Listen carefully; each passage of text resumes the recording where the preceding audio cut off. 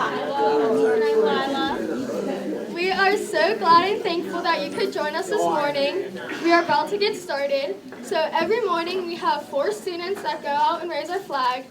Nathan, Maddie, Freddie, and Jack. But Jack could not be here with us today.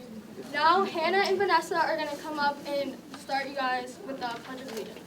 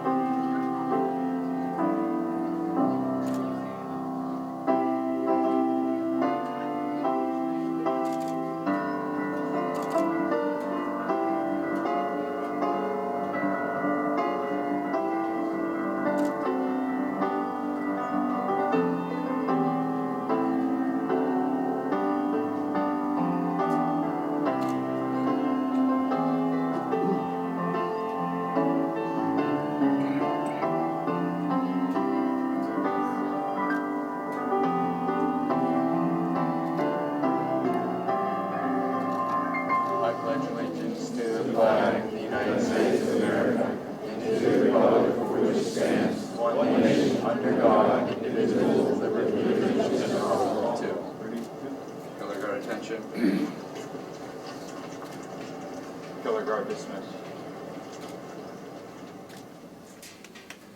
Now Jonah and Ella will lead us to your bell. Okay. Just a little bit. Push me under the table. Sorry. Great. I'm Jenna. And I'm Ella. And this is our poem. Thank you, veterans, who helped our country stand, and thank you very much for defending our land. The bombs and bullets you persevered through, we really do appreciate all of you. Army, Marines, Navy, Air Force, and Coast Guard. It doesn't matter, you have all worked hard. Your families were waiting for you to return and waiting to know your experience to learn. Since you served us, we are now here to serve you. We hoped you enjoyed the breakfast and the poem too.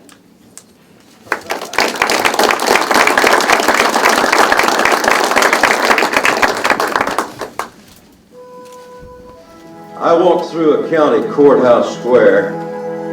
On a park bench, an old man was sitting there. I said, "Your old courthouse is kind of run down." He said, "No, it'll do for our little town." I said, "Your old flagpole is leaned a little bit, and that's a ragged old flag you got hanging on it." He said, "Have a seat," and I sat down. "Is this the first time you've been to our little town?" I said, "I think it is." He said, "I don't like to brag, but we're kind of proud of that ragged old flag." You see, we got a little hole in that flag there when Washington took it across the Delaware. And it got powder burned the night that Francis Scott Key said, watching it write and say, "Can you see?" And it got a bad rip in New Orleans with Pakenham and Jackson tugging at its seams. And it almost fell at the Alamo beside the Texas flag, but she waved on though. She got cut with a sword at Chancellorsville, and she got cut again at Shiloh Hill. There was Robert E. Lee, Beauregard, and Bragg, and the south wind blew hard on that ragged old flag. On Flanders Field in World War I, she got a big hole from a Bertha gun.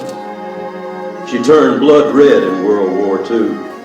She hung limp and low a time or two. She was in Korea, Vietnam. She went where she was sent by her Uncle Sam. She waved from our ships upon the briny foam, and now they've about quit waving back here at home. In her own good land here, she's been abused. She's been burned, dishonored, denied, and refused. And the government for which she stands is scandalized throughout the land. And she's getting threadbare and she's wearing thin, but she's in good shape for the shape she's in. Because she's been through the fire before. And I believe she can take a whole lot more. So we raise her up every morning, we take her down every night, we don't let her touch the ground, and we fold her upright. On second thought, I do like to brag, 'cause I'm mighty proud of that ragged old flag.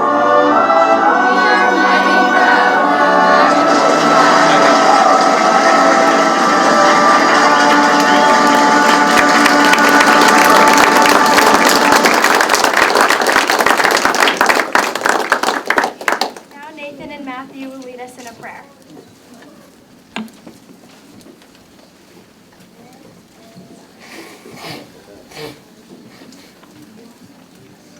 Dear Jesus, thank you profoundly for our brave American heroes. As we honor them, give us all a fresh and renewed spirit of love for them and for our nation. Open our eyes to the sacrifices they have made to keep us free and worship you in peace. Thank you for our abundance of beautiful land, and a land of abundance and freedom, and a beacon of liberty. Thank you for our veterans and active duty heroes who put their lives on the line to keep us safe in any way and always. Thank you. Dear Lord, thank you for the wonderful day that we're having, and thank you for all the veterans that were able to come. And I'd like to thank all the people that helped set up so that way we could have this wonderful event. And I'd like to have a moment of silence for those who have fallen and weren't able to enjoy this Veterans Day with us.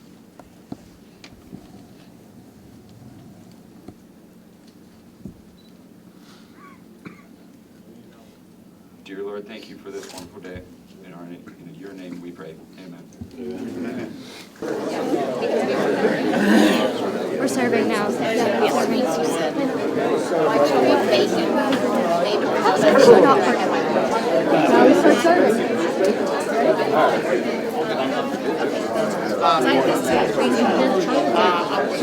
Pick a table. Pick a table. Guys, you can sit down. Good morning, I'm Mayor Allen, and we're here at Independence Middle School for their annual Veterans Day breakfast. And our first guest today is Senator Pam Iovino, and welcome to the middle school. Mayor, thank you so much. And if you can just tell us a little bit about your service, where you served, and so on. Happy to do that. And how apt that the name of the middle school is Independence. I Yeah. like that too. I was born and raised in this area in Whitehall, and after I graduated from college, I decided that I wanted to pursue a commission. And so I went off to officer candidate school, and with every intention to just spend 4 years and to make that my launching point, the military, go serve my country for a couple of years, and then come back and get on with my life. And I got there and I loved it. I found a career that it was suited to me, and I felt purpose, and I stayed 23 years. 23 years. 23 years in the And Navy. how long have you been retired then from the Navy? Now people are going to start figuring out how old I am Well. if they do the math. I retired in 2003, so I've been retired for 16 years But now. you started in middle school. That's exactly right. Yeah, there was an early entry program that I was part of. And my service actually continued in a way after I retired from active duty. I actually went to the Department of Veterans Affairs and was the assistant secretary there for the next 3 years. So being connected to veterans is something that has been a very long, and it's a very near and dear thing that I've had the privilege to get to do. Well, we certainly appreciate your service in the armed forces, and we certainly appreciate your service in the state senate. So thank you very much for stopping by today. Very much my honor, and this is terrific what the students and teachers have put together for Yeah, our I'm not veterans. exactly sure how many years they've been doing this, but I've been coming here for a while, and it's grown now that it's just amazing. It's amazing what they do. It works both ways. It's really terrific. Thank you. Thank you. Our next guest is Glenn Connor. Glenn Connor is a Vietnam veteran. He also does a lot of work at our American Legion. He's our Sergeant of Arms. So, Glenn, it's a pleasure to have you here today. Thank you, Mr. Mayor and Commander. If you can just tell us a little bit about your service in Vietnam, the years, and so Yes. on. Well, I was drafted in 1969, and after my training, I was sent to Vietnam, and I got, as a replacement for the 1st Cavalry Division, I served with the 5th Battalion, 7th Air Cav in 1970. My unit went into Cambodia for 25 days. After that, we were assigned to different fire bases, which were along the Cambodian border.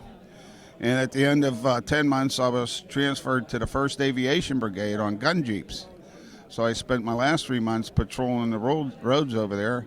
Luckily, after a few scrapes and everything, here I am. I'm back home. Well, and how long have you lived in Bethel Park, Glenn? About 17 years. My wife is originally from Bethel Park. She graduated in 1972.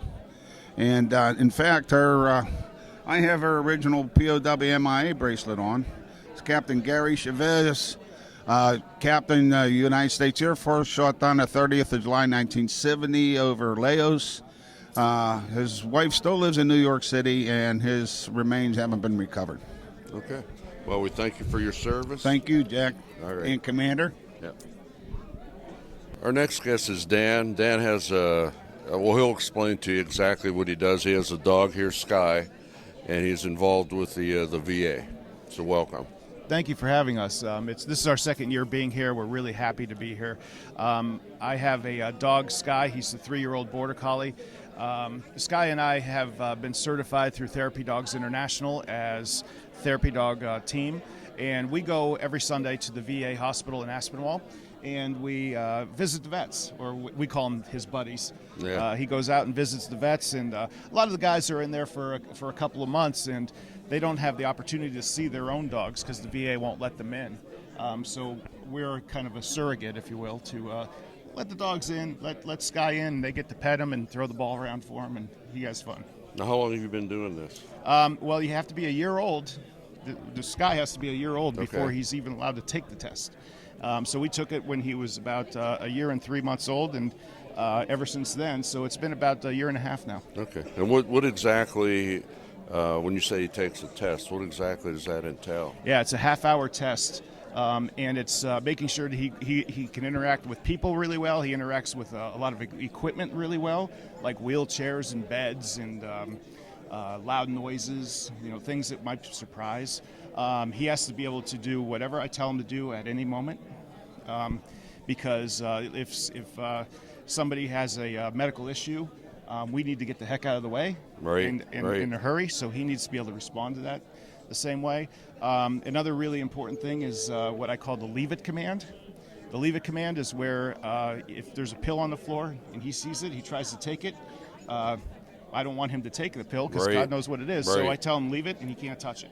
Okay. So there's all kinds of things like that for him to do.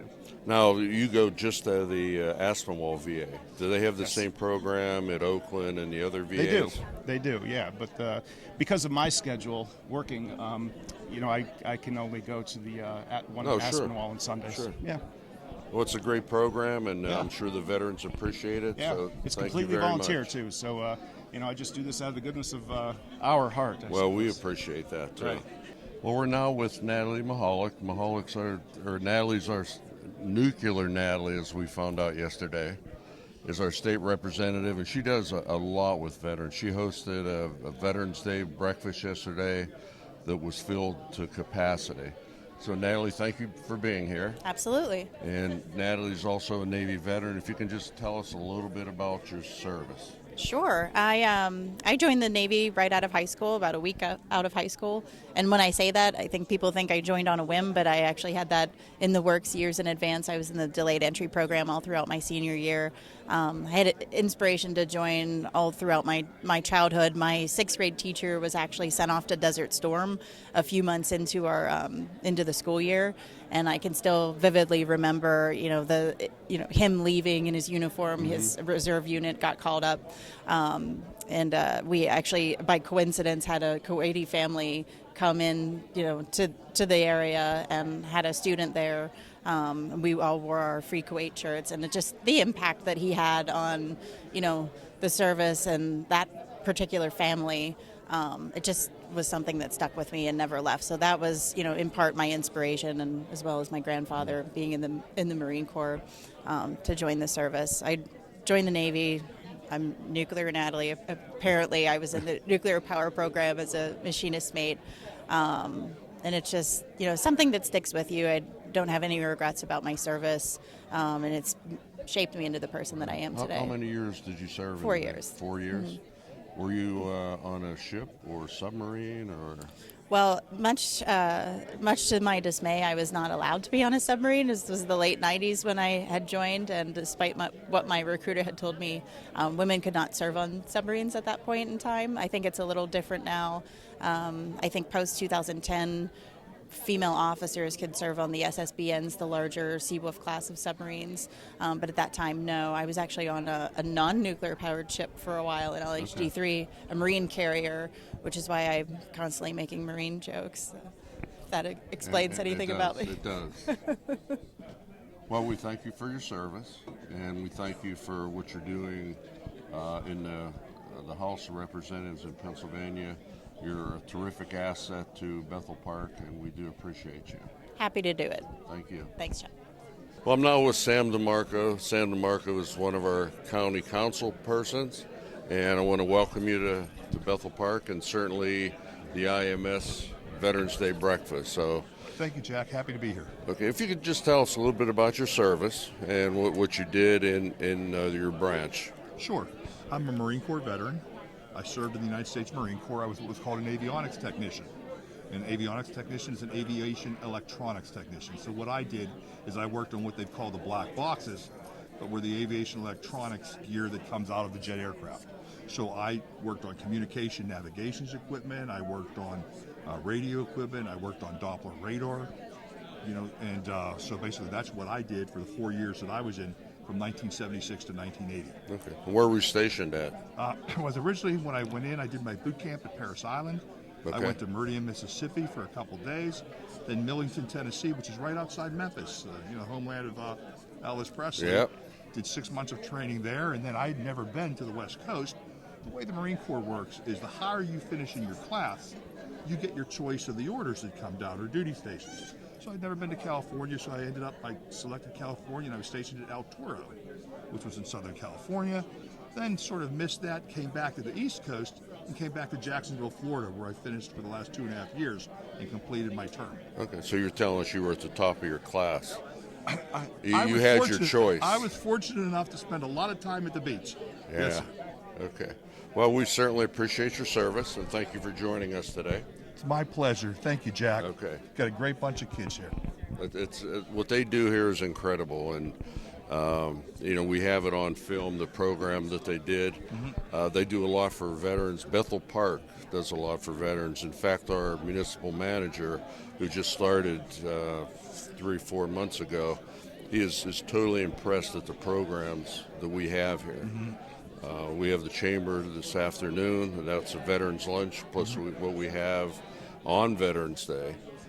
Yesterday we had a veterans breakfast, so it's just terrific on how Bethel Park treats its veterans. Well, this is fantastic, and when we talk about the treating the veterans, part of this is the history that we're taking and passing on to the younger generation, so they understand the folks that came before them, how they served, and instilling that sense of service in them as well. So I think it's great.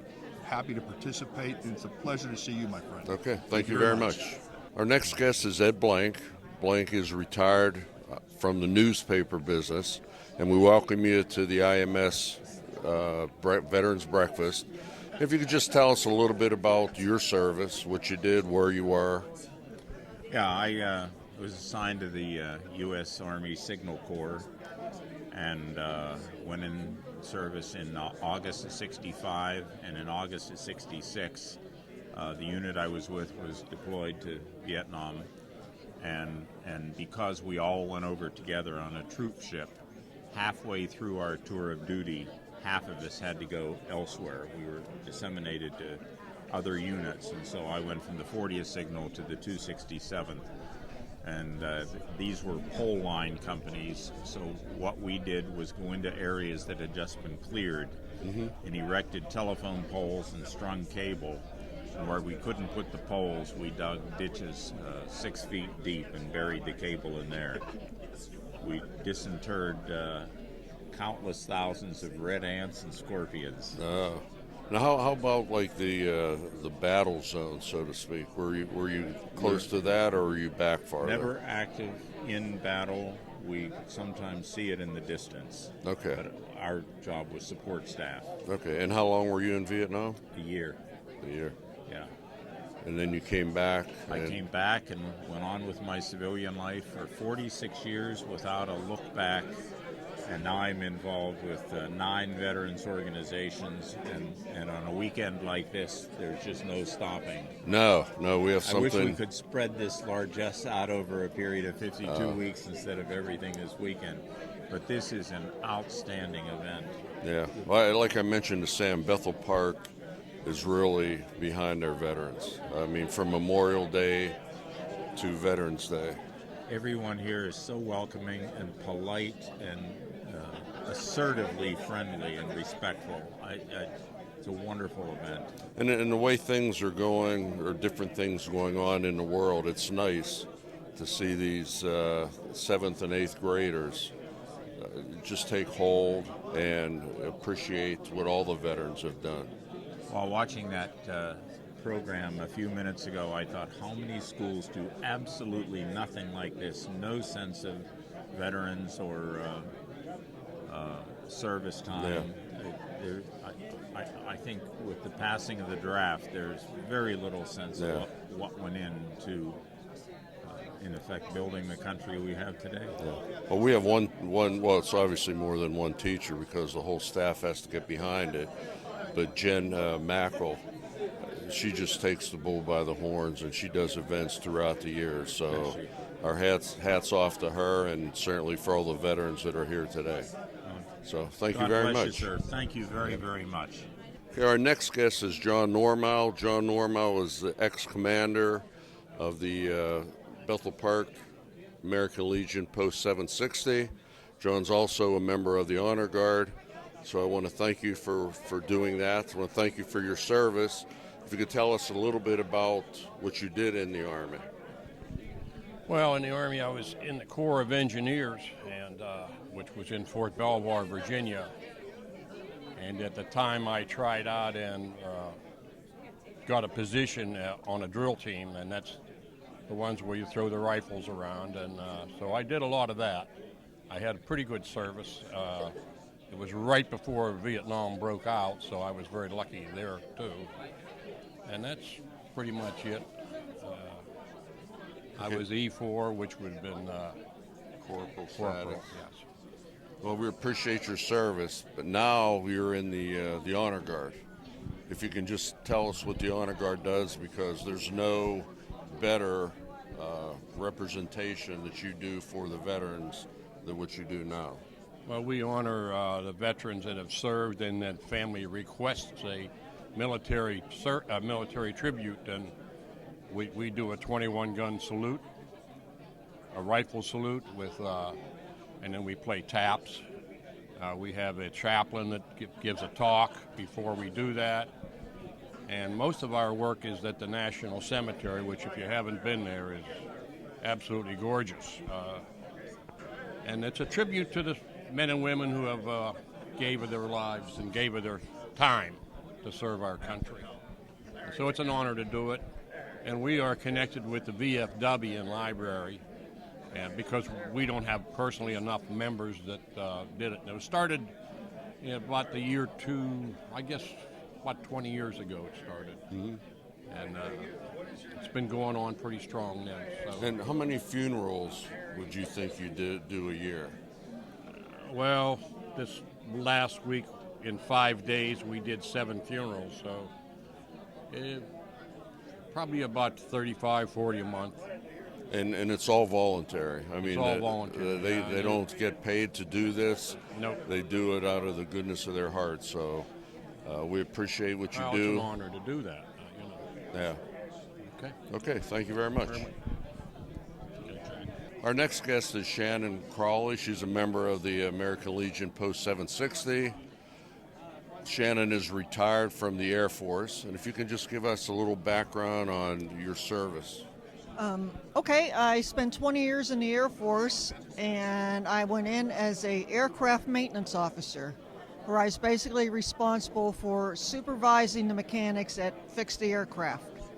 And over the span of 20 years, I've been north, south, east, and west, overseas, worked on different type of aircraft, B-52, KC-135, A-10, F-15, F-16. Was in Korea and was in the munition storage area, so forth, but I stayed for 20 years because I was having fun. Having fun. And you retired as a? I retired as a lieutenant colonel after 20 years. So that's pretty high. It's okay. Yeah. Well, we appreciate what you did in the service. We certainly appreciate. Shannon also leads up the honor guard at the funerals, and we do appreciate everything that you do. Thank you, and all I like to say, and it was an honor to serve our country. Thank you. Okay, our next guest is Joe Sevar, and Joe's also part of the honor guard. And Joe, thank you for being here today, and just tell us a little bit about your military service. Okay, I volunteered for the Air Force, and I joined in January 4th, 1955, and I served till October 1958. I was in, my basic was taking in Sampson Air Force Base, New York. I went from Sampson Air Force Base, New York. I went to Denver, Colorado, for my, what they call tech school. I was an armament specialist, 46250. From there, I went to Thule, Greenland for 1 year. And from Thule, Greenland, I went to Geiger Field, Spokane for the rest of my tour. I was discharged in October of 1959. So one of our guests today was, he spent his time at the coast of California on the beaches. Apparently they wouldn't let you out of the cold weather. No, I stayed, it was cold all the time. I was at Sampson. I spent Sampson, my basic, from January, February, and March. It's the same weather as here. It's not warm. And then I went from there to Denver, which was in the summer, which was very good. Then I went up to Greenland, where the temperatures got down to 30 below with about a 40-mile-an-hour wind blowing, so it was cold, very cold. Of course, you would dress properly, and but you it's got still used cold. to it. You got used to it, though. Yeah. And then from there, I went back up to Spokane, which is the same weather as here. I mean, just about. So Okay. I stayed in the cold all the time. It sounds like it. Well, I appreciate your service. Okay. And thank you for being part of the honor guard to serve all of our deceased veterans. It's always an honor. Okay. All right, Joe, thank you. Our next guest is Tom All. Tom's also a member of the honor guard. And Tom, thank you for being here today for this wonderful event with the IMS Veterans Day Breakfast. If you can just tell us a little bit about your service, the branch, when you were in, and what you did. First of all, I want to say it's so rewarding to come here and see all the other veterans and all the other participations who honor us veterans today. I thank you all out there. I was in the Army from 1969 through 1971. My MOS, which is a military occupational status, was a 51 Charlie, which is a structure specialist. Being that I had apprenticeship training for the iron workers, they sent me to Germany as a structure specialist. I had no regular training. I only put 2 years in, and thank you to the government for sending me to college. They paid for my college. Okay. Okay? Thanks, everybody. Thank you very much. Okay, my next guest is George. George does a lot of fundraising for different organizations. He works for the school district. George, just tell me a little bit about what you did in service, when you were in, what you liked the most about it. I was in the U.S. Army from 1970 to 72. I took basic training at Fort Dix, Then I went straight to Vietnam from there. I was truck driver with Company B, 23rd S&T. We went on convoys probably 3 times a week. And in between, we always worked on our vehicles to keep them in shape. I enjoyed it. You had a lot of camaraderie among all our fellow veterans. I still stay in touch with about 10 Vietnam veterans right now. Are the veterans from this area that you... Yes, they're all from Pittsburgh, or Okay. Hopewell, Aliquippa. I have a couple you just mentioned right there. I brought with me today. He's a Vietnam veteran as well. Okay. And what experience did you get away from being in the Army, or take away from being in the Army? I think I grew up. I was kind of a rough kid when I was in school. I didn't much care, but they taught me how to be a man and how to respect people while you're still growing up. Okay. And the other organizations, the veterans organizations you belong to, are they Okay. local here also? Yes, I belong, of course, to your American Legion. I belong to the VFW 714 in West Mifflin. I help with the Veterans Leadership Program. Well, it used to be called Vietnam Veterans, but it's Veterans Leadership Program. And American Cancer Society, American Hearts Association, Animal Friends. I do all fundraising for all of them. Okay, well, we appreciate your service. Thank you for stopping by today to let the people know a little bit about you. Thank you. Thank you, George. Thank you. Okay, our next guest is Phil. Phil is with the U.S. Air Force. If you can just tell us a little bit about what you're doing now, a little bit about your service, would be terrific. Yeah, sure. So I'm in the Pennsylvania Air National Guard, part of the 171st Air Refueling Wing at Pittsburgh International Airport. Career field is emergency management, so 3 Echo 9. And so we provide all the emergency management support for the installation and CBRN response. And how long have you been in the service? So a little over 3 years. Okay. I'm a late bloomer. Joined when I was 30, and love it. You know, it's a supporting community both on the installation and in the military community as a whole. And it's perfect because I have a family. Joined the service with a family, 2 kids, and so it's great. Now, have you stayed local to date, or have you gone? Yeah, have so been deployed. I haven't been deployed overseas. Mm-hmm. However, been deployed for domestic operations and support and training. So it's great on that aspect, being able to both touch at home as well. Okay. Well, we certainly appreciate your service. Good Thank you, luck. sir. Thank you. Pleasure. Okay, I'm now here with Brody Judd.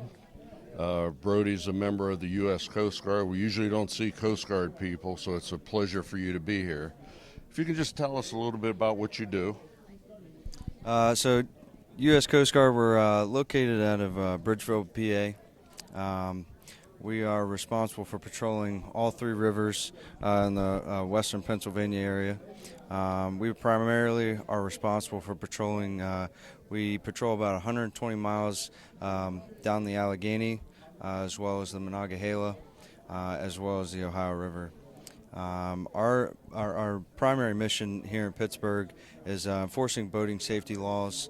So we're out there inspecting recreational as well as commercial vessels, ensuring that they have all of their required safety gear on board, and that they're in compliance with all federal, and we also enforce state laws as well. So you'll see us out there intermingling with the different agencies such as Pittsburgh River Rescue and Pittsburgh Fish and Boat Commission. So it keeps you a little busy in the summertime. It does. Our primary season is definitely summertime.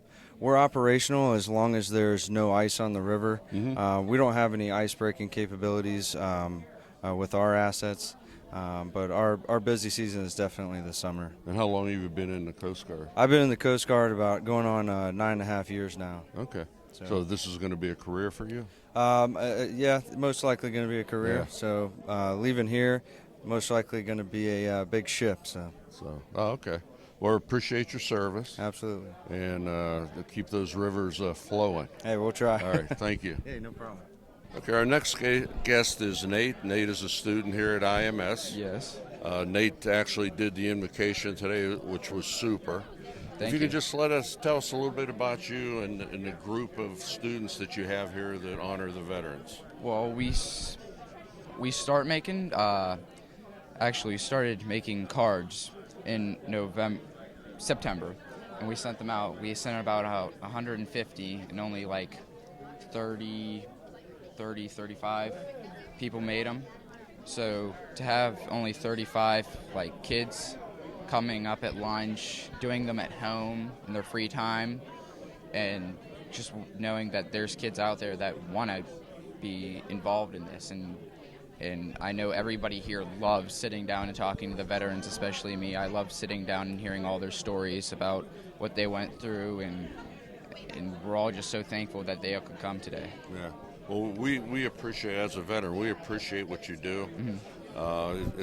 It makes us feel good, and I think I could speak for everyone here that our next generation, is in good hands. So we appreciate everything you do. Thank you. And we look forward to seeing you next year.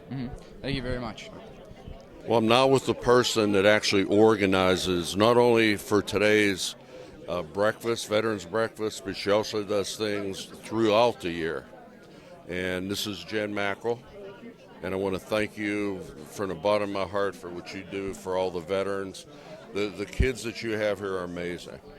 I mean, it doesn't bother, I don't think, anyone that's here that's the future of our country, and we feel pretty good about that. So if you can just tell us a little bit about how you put the program together, how long it's been going on, and I know that it's been growing leaps and bounds. It's been definitely. First, I'd like to thank you guys for your service and for allowing us to put this on and coming. I work with some wonderful, tremendous students, and they do all of the work, Mayor. I do very little in organizing this.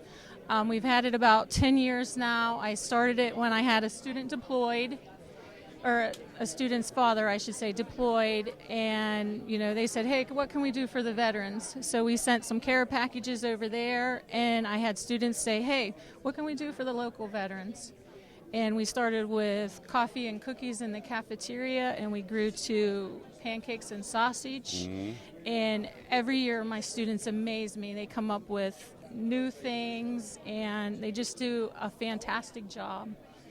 And they make me so proud. Yeah. Well, the amazing part is, if this started 10 years ago, those students that were first around, they can be in the service, but are certainly young adults now. And that's the kind of pride that we need in this country, because we do. We have a lot of, I actually have a couple that I stayed in contact with that did go in. We have some in the Marine Corps, some in the Navy. Some of the students here today that are serving our veterans are planning on military careers. So it's a great opportunity for both the students and the veterans. I tell my students what they're going to learn here today, they will not ever see in a textbook, that they're going to learn the true hard facts of what our servicemen do for us. Okay. And just off the beaten path, can you just tell a little bit about the program you did the first day of school? Because I thought that was cool. I sure can. I had a gentleman pass along to me a letter of what a teacher did in the past, and basically what she did is had all of her desk removed in her classroom, and when the kids come through, she told them, why do you think these desks aren't here? So I contacted the mayor. I asked him, I said, can you get me some veterans? And we had our whole team of about 140 kids come, and we didn't allow them to sit in the library. And I asked them, why? And why do you think you're standing and not sitting? And they thought about it for a little while, and then they came back and said, because we didn't earn this right. And I said, you're exactly right. Let me introduce you to some of the ones that fought for you to give you that right. And then I had the mayor and the chief of police, Tim O'Connor, come in. They stood up on the stage, and I gave them an opportunity to kind of talk, but it was a real eye-opener for my kids to realize that there's people, there's veterans in Bethel Park that fought for us, that gave us this right for our free education. I mean, it was tremendous. It made a very big impact, and I think my students walked away with a very good lesson. Yep. Well, again, I want to thank you for all that you do for the veterans. I mean, it's great programs that you do, and everyone here appreciates it. Well, thank you.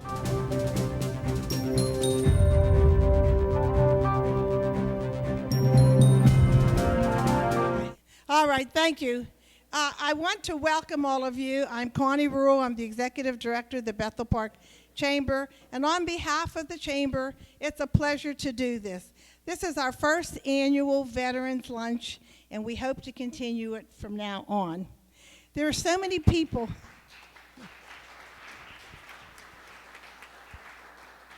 Thank you. There are so many people to thank you for this event today. And I would like to start with all of our students from Independence Middle School who are here to help you all at your tables if you need help.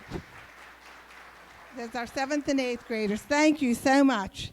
And also to Tim Myrie, President of Constituent Municipality, for giving us these great accommodations for today. I'd also like to thank Russ Picosa and Ron Workmeister from the school board for helping out today. And to all of our sponsors who have donated today to help this event become a success. I'd also like to thank Steve Kingsland of Roddy Barbecue for coordinating all the food. I mean, that was a big task. And to all of our sponsors who just really supported us. I'd like to thank Barbie and Linda back there who worked the desk, and Sally Pagano for getting us the big sheet cake, and for my cohort, Diane Ford, and with Rose Spicuzza, who's also helping today, that really helped make this work today. It was truly a municipal school board community effort. Now, every veteran should have gotten a pin. Did anybody not get a pin? If you didn't get a pin, raise your hand, and one of our assistants will get you one. Raise it high so we can see you. The other thing that everybody get a red ticket. You didn't have to buy it. Okay. See that this gentleman gets his ticket.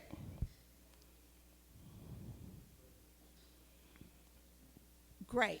Okay. I also want to thank Carrie Funk of the Almanac for being here today, and also for our BPTV, Dave Cable. They are also helping with today's event. We have officials from South Park, if you want to stand up here today, and Bethel Park, and Castle Shannon. All three communities have really worked also to pull this together. I would like to call Mayor Allen up, and Karen, do you want to come up and do your proclamation? Okay. Okay, Mayor, you want to come up and do?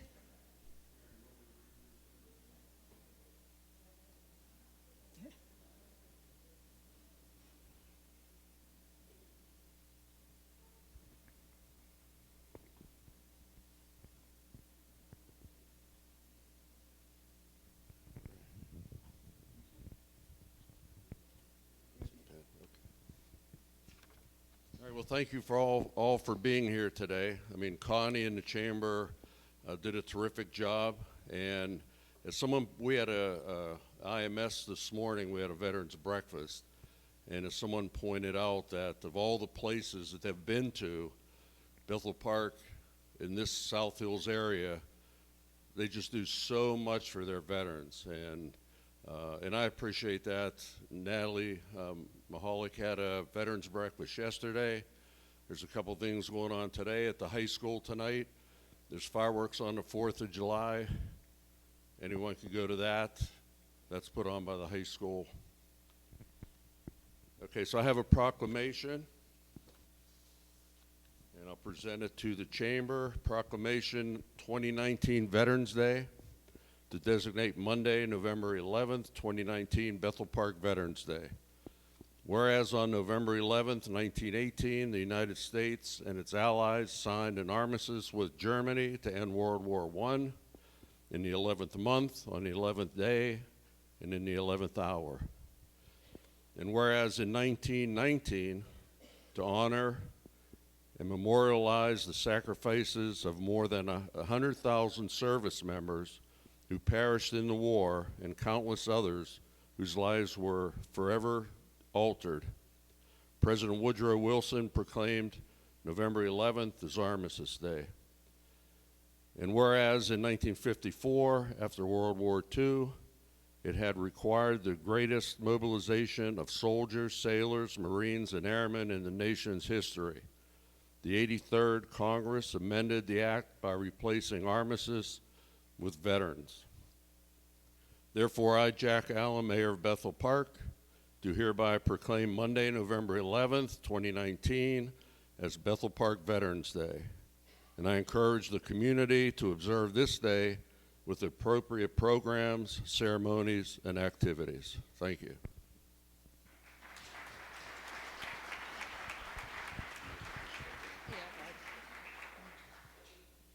All right, now it is my pleasure. It is my pleasure now to introduce the panel, and I would like them to come forward. Senator Pam Iovino. She is 40th District, is her district. She joined joining the Navy 1 week, after receiving a commission from Officer Candidate School and graduating with distinction in 1980. She served in several distinguished assignments and received numerous service awards. Pam retired in 2003. She became Assistant Secretary for Congressional Affairs at the U.S. Department of Veteran Affairs under President George W. Bush. She has held many leadership positions in a variety of military and non-military organizations. Thank you for coming today, Pam. Now, I would like to have Representative Natalie Mahaley come forward.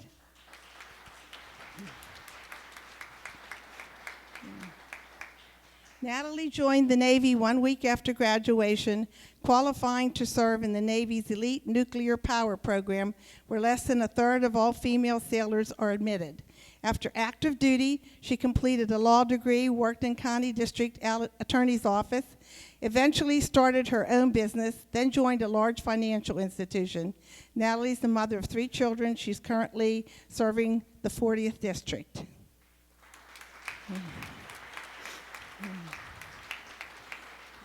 And last but not least, Lawrence Christian. Lawrence Christian is a retired lieutenant colonel from the Army.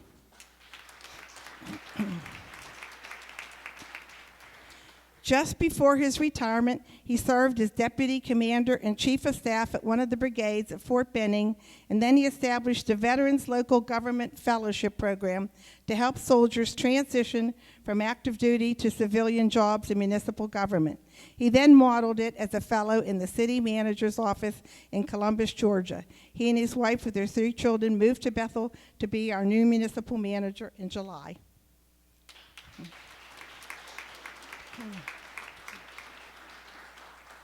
I have asked the panel today to talk about what motivated them to join the services, and then what was their transition like upon leaving.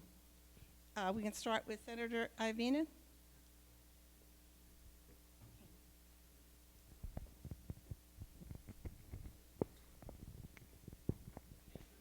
Thank you so much for that introduction. Can everybody hear me? Okay, if you can't, wave in the back and I'll get this microphone closer.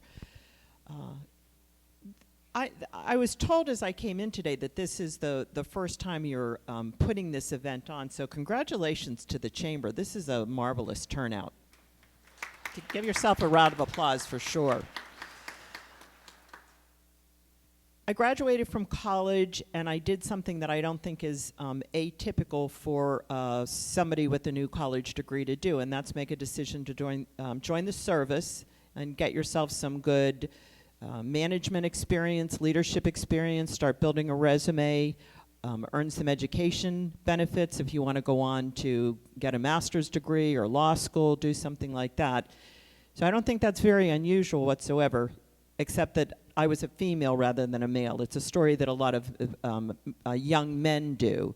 And my intention when I went in, believe me, was to stay for 4 years, and only 4 years. I was going to be the ripe old age of 26, and I thought that was very old at the time, by the time this obligation was finished. So I only intended to do it for 4 years. But I got in the Navy, and I found a place and a career and a purpose that really I felt suited to and had an opportunity to contribute to. So I ended up staying. I didn't make the decision immediate, at the 4-year point, but ultimately I spent 23 years actually retiring from the Navy.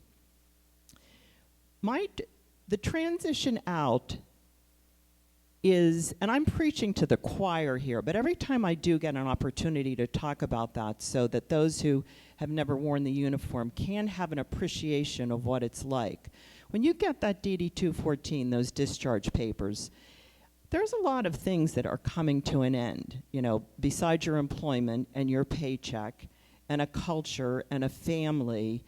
And so it's a lot of things ending and all at one time. And I don't know anybody that doesn't have a variation of the story that it took some time to get some traction after that was over. And I experienced that. And I came out of the service with 23 years of a great resume having been built, a master's degree thanks to the Navy, with no medical issues. I came out whole and unharmed, and it was still difficult. It was a difficult transition, and so I like to point that out to people that there's a lot of change that happens. There's a lot of things that end when you get that DD-214 and are expected to move on and to the next chapter of your life. And that's all you want to do is successfully move. And you can be successful. You just have been successful in whether it was a 4-year enlistment or a 23-year career. But it's difficult. And one of the things, and again, I'm preaching to the choir here, but any time I get an opportunity to tell somebody who has not been in the service, one of the most important things they do, beyond thanking a veteran, is to help embrace them join the community that they've now returned to. I mean, it's not about asking them about their experience. In their good time, they may or may not share that with you. What's more important is in my opinion, is that we embrace that man or woman leaving active duty and bring them back into the fold of our communities. But it's tricky. I call it getting traction, and I think everybody experiences it. Thank you for putting on this program today and for those questions.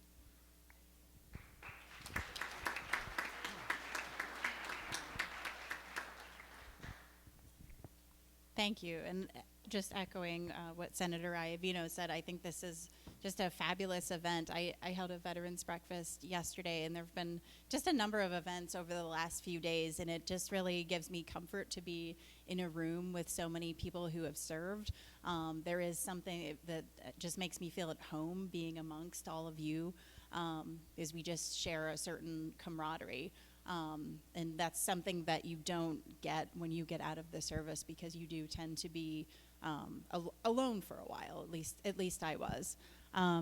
So for me, I enlisted 1 week out of high school, and I think when I say that, some people think that it sounds like a decision that I made on a whim, and it certainly wasn't. I had made that decision years in advance. I was in the delayed entry program all throughout my senior year of high school. Part of my inspiration came from my 6th grade teacher. At the time, it was, I think, 1991, just to give you an idea of my age. It was Operation Desert Storm. And a few months into the school year, his reserve unit got called into Kuwait. Iraqi forces had invaded that area of Kuwait due to a dispute over oil prices. And this was really the first time I had ever paid any attention to the news, any attention to the military. I mean, I was in 6th grade, so I don't know that I would have understood much before then. And watching him go off, he came into class for a big send-off in his uniform and everything. And just by sheer coincidence, a Kuwaiti family had moved to the area just a few weeks after his departure.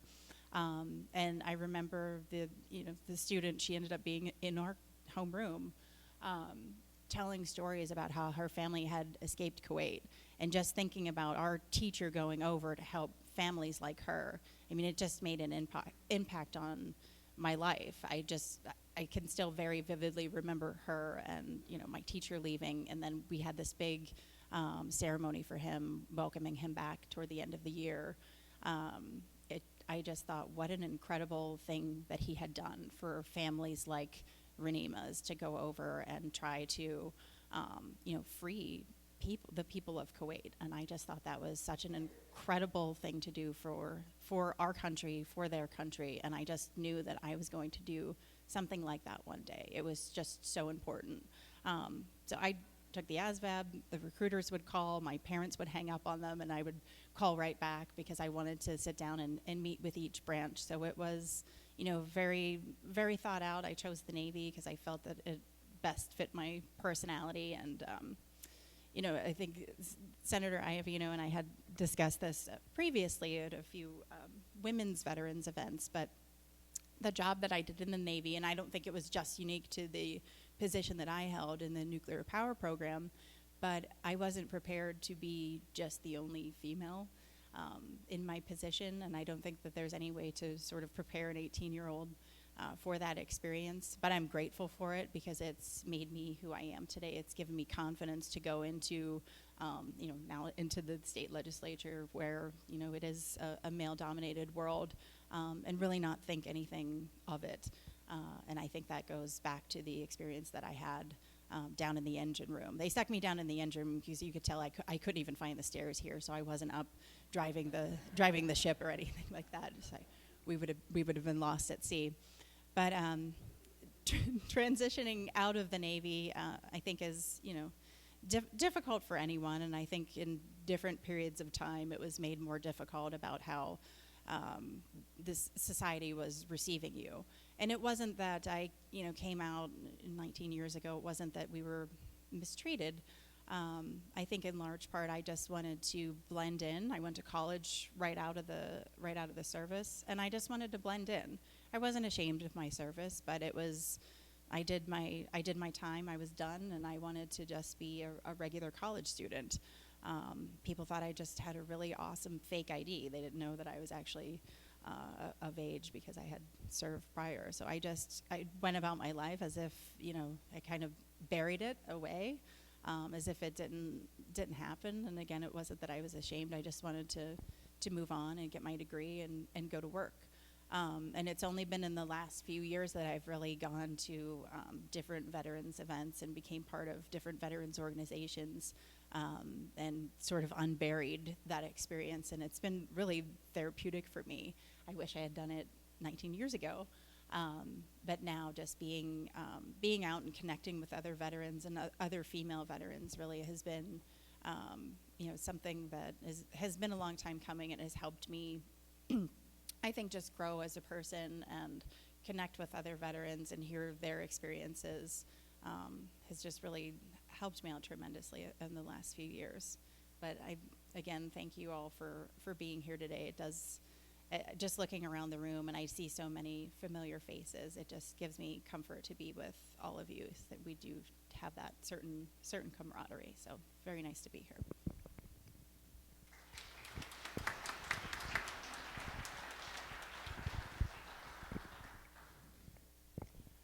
Well, I am probably the least eloquent of the three panelists right here, so please kind of bear with me as I kind of muddle my way through this. I really wanted to, early on in my life, I knew I wanted to be a soldier. I just didn't know how I was going to do it. So my older brother, I saw him off in college. I saw him get commissioned to the Army, and following that, he attended the Special Forces Assessment and Qualifications School, and I'm like, I want to do that one. But I just didn't know how at the time. Being the last of 9 kids, there wasn't a lot of money for me to go to college, so I had to kind of do that on my own. So shortly after high school, enlisted in the Army, kind of started taking some courses at night, Fort Bragg, North Carolina, jumping out of perfectly good airplanes. So it was fun, but I knew really on, like, that's probably not the area I wanted to be in. So I got a scholarship to go to the Green to Gold, which is what they call it. You transition from sergeant to lieutenant after a few years in college. And I got commissioned, and I knew right off the bat that what branch I wanted to go into, and that was the cavalry. Little gentleman back there is wearing the distinctive headgear, and so I got to wear that one for almost 20 years. And for that, it was a fantastic opportunity, and I really had a great time in the Army. But my transition actually started about 16 years ago, right after the invasion of Iraq. The Army has a lot of special teams that come in, and there's special operations. They fall into that category, but they're civil affairs, and they're activated reservists. Specifically, some of them that came in, we had to come in the area that we were at, which was Fallujah and Ramadi, all out into the Al Anbar region. There's a doctor and a lawyer and an engineer, and the gentleman over there was a city manager. I'm like, "What are you, like the mayor?" He's like, "Ha ha ha! Come here, young captain. Let me sit down." So after a few weeks and months of enlightening me, I'm like, that's my next job right there. So for the last 16 years, I've been working on my transition post-Army. So the Army is very gracious and allowed me to go to a lot of different schools, a lot of different experiences. So I knew what I wanted to do a long time ago, and I was able to kind of make that transition. But the second you become a civilian, on February 1st of this year, when I became retiree and no longer active duty, it was like the world came crashing down. You're no longer who you thought you were, so you kind of had to reinvent yourself. And it was a very difficult time for me, but I focused that on what I wanted to do now, and that helped out quite a bit. And so I'm still not really a civilian in my brain, although I keep trying to work on that on a daily basis. But after almost a quarter century in uniform, it's kind of hard to just immediately transition from a soldier one day to a civilian the next. And it's a very difficult time. And a lot of our service members that I've had dealings with over the last 2 to 3 years as we prepared for our transition are having a very difficult time on transitioning from active duty to being a civilian again. As we heard some of the statistics out there, I mean, there are any day given, there is 20 to 21 military veterans committing suicide. There's 40,000 40,000 service members that are homeless on a daily basis. And that's because we're trying to get those services connected to those service members. So if at all we can kind of help those make the transition from serving our country to being civilians, that's where a lot of our efforts need to be. I had multiple meetings with Connie to try and figure out how we can maybe help provide a need, or marry up a need with a resource. And that's kind of one of the things I'm passionate about. I want to get out there and I want to start helping some veterans make that transition, make that jump. And it's hard for a lot of them. But my transition, again, was very difficult but easy at the same time, because I really knew what I wanted to do on the outside. But I think that kind of sums it up. But thank you.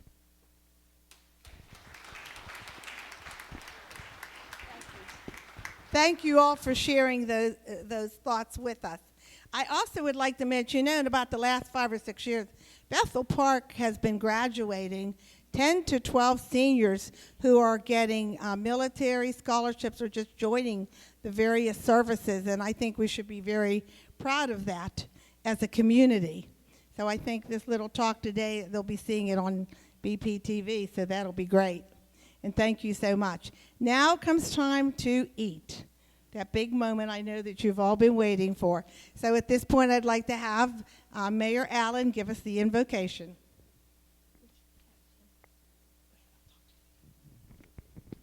Thank you. I want to thank again the panel. It was very interesting, and thank you for coming today.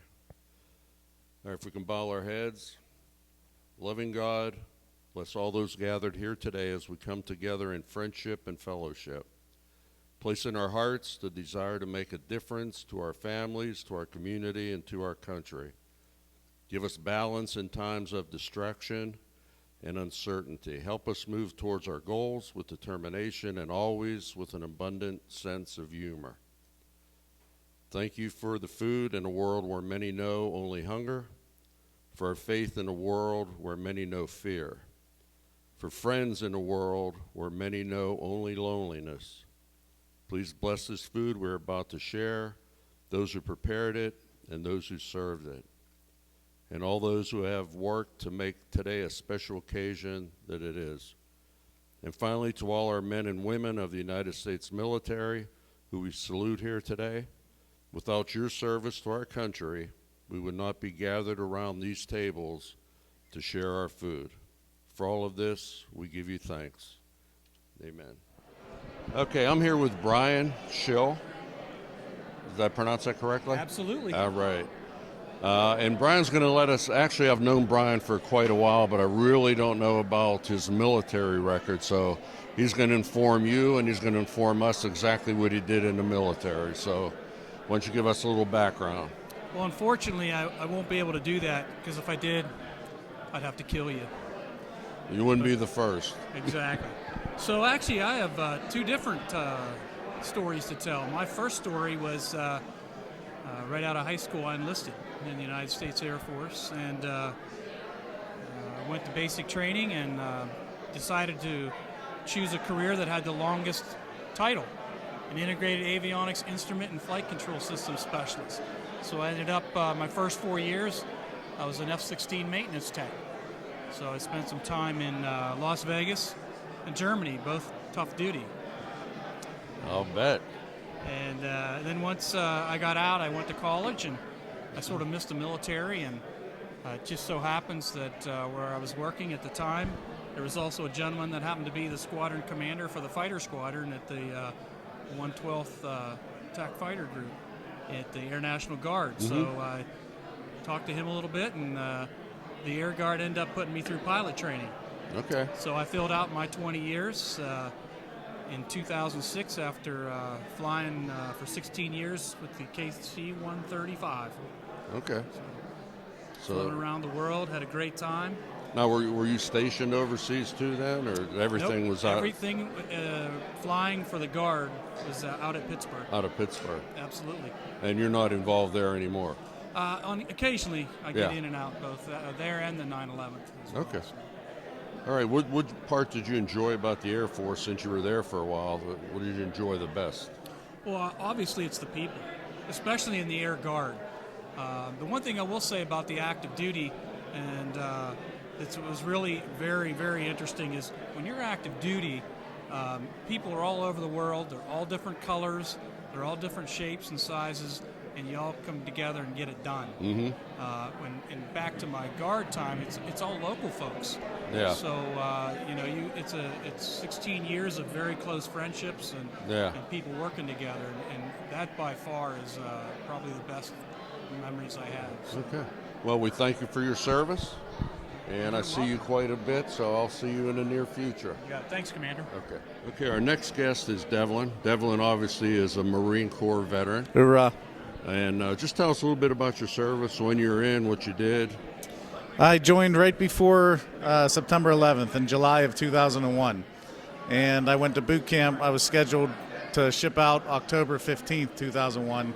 So I was home to see the events of September 11th, and that's when I changed my contract to infantry.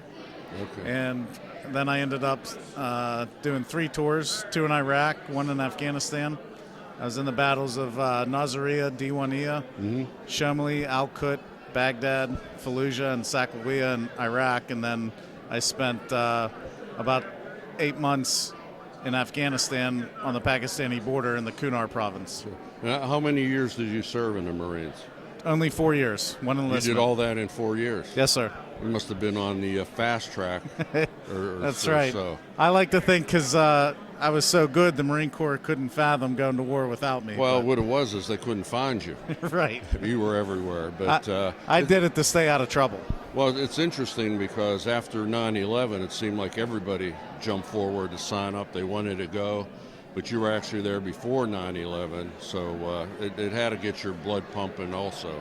Absolutely. I just remember my mother was against me enlisting in the Marine Corps, and she said that the world isn't a safe place, and it was before September 11th. And I was like, what are you talking about? Yeah, she knew. But she knew. She had a premonition. Okay. Well, Devin, thank you for your service. Thank you.